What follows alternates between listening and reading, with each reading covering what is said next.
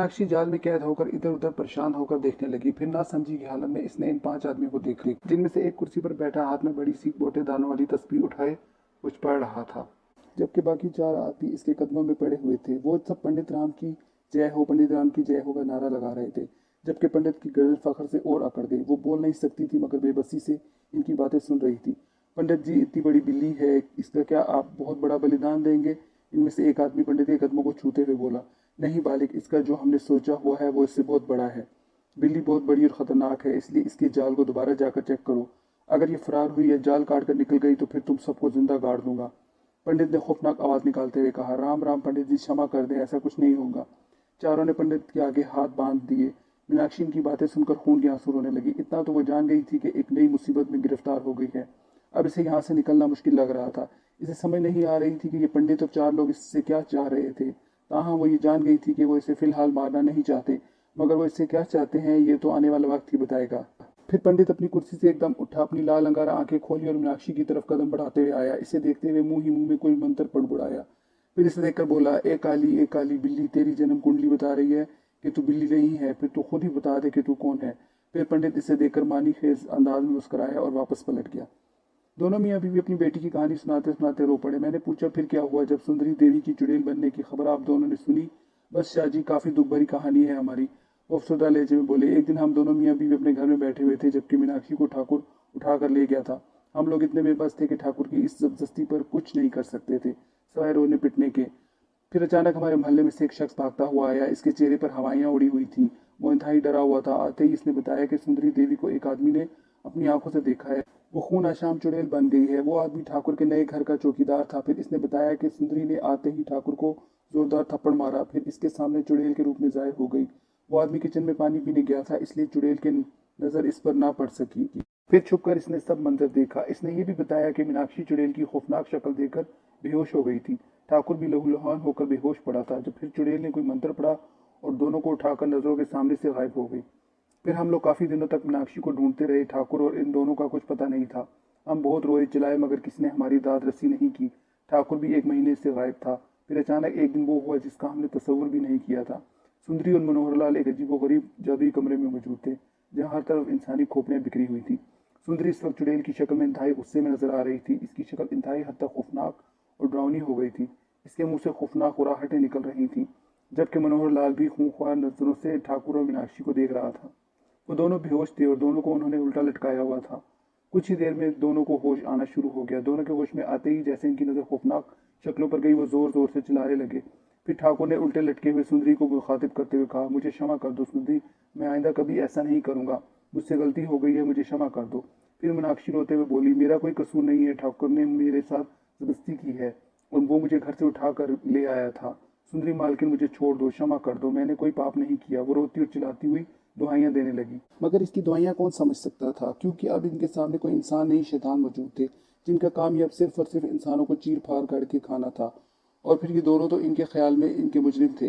मनोहर लाल ने कोई मुंह में मंत्र पड़ा, वो जो दोनों उल्टे लटके हुए थे एकदम सीधे खड़े हो गए। ठाकुर गोपाल ने मनोहर लाल के आगे हाथ बांध दिए, फिर कहने लगा, महाराज हमें क्षमा कर दीजिए और सुंदरी को समझाएं, हमें माफ कर दे। मनोहर लाल ने कुछ पढ़ते हुए इन पर फूंक मारी। फिर मिनटों में इनके चारों तरफ से काले रंग के नाग आकर चक्कर काटने लगे। वो काले रंग के नाग मुसलसल ठाकुर और मीनाक्षी के गिर्द चक्कर काट रहे थे और अपनी 2 शाखर जुबान निकाल कर लहरा रहे थे। दोनों खौफनाक नजरों से सांपों को देख रहे थे। दोनों को यकीन हो गया था कि अब इनका आखिरी वक्त आन पहुंचा है। ठाकुर के गुनाह की सजा बेगुनाह मीनाक्षी भी भुगतने वाली थी। सबसे पहले तुम्हें सजा मिलेगी, ठाकुर, सुंदरी मकरू आवाज में ढाड़ी। फिर मनोहर और सुंदरी ने अपना हाथ उठाकर मंत्र पढ़ना शुरू कर दिए। दोनों के हाथ में तकरीबन 5 इंच की कील थी। वो मुसलसल इस पर फूंके मार रहे थे। फिर सुंदरी हाथ में कील लिया आहिस्ता आहिस्ता ठाकुर की जानिब बढ़ी। इसने वो कील ले जाकर ठाकुर के माथे में गाड़ दी। ठाकुर के मुंह से खौफनाक आवाज निकली। फिर देखते ही देखते इसके जिस्म पर नुमायां तब्दीली नुमदार होना शुरू हो गई। इसके जिस्म पर काले काले बाल उगाए। देखते ही देखते वो एक देव हेकल रीछ की शक्ल इख्तियार कर गया, जिसके मुंह से आवाज के बजाय गुर्राहट निकल रही थी। इसकी आंखों में हैरत और इस्तेजाब था। वो मुसलसल खुद को टटोल टटोल कर देख रहा था। फिर इसकी समात ने सुंदरी और मनोहर के खौफनाक कहके सुने। अब अपने किए गए अंजाम भुगतो ठाकुर, सुंदरी ने कहकर लगाते हुए कहा। ठाकुर ने इसकी बात सुनी समझी, लेकिन वो बोल ना पाया। फिर इसने अपने साथ खड़ी हुई मीनाक्षी को घूरा। वो अभी तक इंसानी शक्ल में खड़ी थी, जो इंतहाई डरी और सहमी हुई नजरों से ठाकुर को देख रही थी। सुंदरी और मनोहर ने मंत्र वाला अमल फिर दोहराया। इस बार इनके हाथ में एक और कील थी। वो इसके लिए पढ़कर मुसलसल फूंक मार रहे थे, जबकि मीनाक्षी देखकर खड़ी थी, थर थर कांप रही थी। इस मनोहर और सुंदरी दोनों इसकी जाने बढ़ते हुए नजर आए। फिर सुंदरी ने कोई मंत्र पढ़ा जिससे मीनाक्षी हिलने जुलने के काबिल न रही। फिर उन्होंने मीनाक्षी के बालों में हाथ डालकर कील माथे में गाड़ दी। मीनाक्षी की खौफनाक आवाज के साथ ही जिस्म में नुमाया तब्दीली रोनमा हुई और देखते ही देखते वो काले रंग की बहुत बड़ी बिल्ली में तब्दील हो गई। वो खूबसूरत नजरों से खुद को टटोर कर देखने लगी। सब कुछ बदल चुका था, कुछ भी पहले वाला नहीं था। अब वो एक बार शक्ल काली बिल्ली में तब्दील हो चुकी थी। फिर से लगा वो सिर्फ सुन सकती है पर बोल नहीं सकती। इसने बोलना चाहा मगर मुंह से सिर्फ कराहट निकली थी। वो पांचों इससे क्या चाहते थे, ये अभी तक इसके जहन में मुअम्मा था, जो हल तलब था। इस जाल में कैद इसे 24 घंटे होने वाले थे। वो बहुत भूखी थी। वो भी ये सोच रही थी कि अगर उन्होंने मुझे जिंदा रखा हुआ है तो अभी तक मुझे खाना क्यों नहीं दिया। थोड़ी देर गुजरी होगी कि एक आदमी बचा कुचा खाना ले आया जिसमें फ्रूट रोटी सालन था। वो आदमी जाल के सुराखों से खाना फेंकने लगा, मगर ये इसकी खुराक अब नहीं थी। इसने इन सब चीज़ों को सूंघा और खामोश बैठ गई और इस आने वाले आदमी का मुंह देखने लगी, जैसे कहना चाहती हो कि मुझे कच्चा गोश्त चाहिए। वो आदमी कोई भी बात किए बिना वापस पलट गया। थोड़ी देर में वो अपने साथ पंडित रामनाथ जी को ले आया। पंडित ने अपने मुंह में कुछ पड़ा, फिर बोला, इसके लिए गोश्त ले आओ कच्चा। वो आदमी इसके लिए तकरीबन 5 किलो के करीब गोश्त ले आया, जो इसने मिनटों में चट कर लिया। फिर जुबान अपने होठों पर फेर कर इनकी तरफ देखने लगी, जैसे कह रही हो मजीद भूख है, इसके लिए कुछ और गोश्त ले आ। पंडित ने इस आदमी को हुक्म दिया। तकरीबन इतना ही गोश्त और ले आया गया, पर वो भी इसकी भूख न मिटा सका। वो समझ गए इसे स्पेशल खुराक चाहिए। अब इसका कुछ और ही बंदोबस्त करना पड़ेगा, क्योंकि इसकी खुराक हमारे पास से बाहर है। फिर हमारे पास कानून के खजाने नहीं है कि इतनी बड़ी बिल्ली को गोश्त खिलाते रहे। पंडित राम ने दूसरे आदमी को मुखातिब करते हुए कहा। पंडित राम और वो आदमी इसे घूरते हुए वहां से चले गए। फिर तुम लोगों ने मीनाक्षी और ठाकुर को कैसे जाकर ढूंढा? फिर एक दिन वो हुआ जिसका हमने तस्वुर भी नहीं किया था। शाहजी, क्या हुआ था? मैंने इत्मीनान से पूछा। एक दिन मीनाक्षी को ढूंढते ढूंढते थक हार कर हम अपने घर आए तो अचानक दरवाजे पर जोर जोर से दस्तक हुई। हमने दरवाजा जाकर खोला तो सुंदरी देवी खड़ी थी। वह सख्त इंसानी रूप में थी, ताम अंदर से हम इससे बहुत डरे हुए थे। हम दोनों ने इसके आगे हाथ बांध दिए और डरते डरते इससे पूछा, मालकिन अब यहाँ खैरियत तो है? हमारी मीनाक्षी का कुछ पता है आपको? हमने अनजान बनते हुए इससे पूछा, ताकि इसे हम पर शक ना हो कि हम इसकी असलियत जान चुके हैं कि वो एक खून आशाम चुड़ैल बन चुकी है। फिर इसने मुस्कुराते हुए हमारी तरफ देखकर कहा, क्या तुम लोग मीनाक्षी से मिलना चाहते हो? जी मालकिन, अगर आपको कुछ पता है तो कृपा कीजिए हम पर, हम अपनी बेटी के लिए बहुत परेशान हैं। फिर हम दोनों से कदमों में गिर पड़े। फिर इसने कहा, उठो और चलो मेरे साथ। एक न्यूज़ चैनल से नुमाइंदा बार बार एक ही न्यूज़ दोहरा रहा था। नाजरीन, पंडित राम ने दावा किया है कि इसके पास दुनिया की सबसे बड़ी बिल्ली मौजूद है। इसके दावे के मुताबिक इसने बिल्ली को बहुत कष्ट उठाकर कब्जा में किया है। इसके मुताबिक वो दुनिया की इस वक्त सबसे खतरनाक बिल्ली है जो इसके पास मौजूद है। बिल्ली को देखने के ख्वाहिशमंद हजरात पंडित राम से रब्ता करें।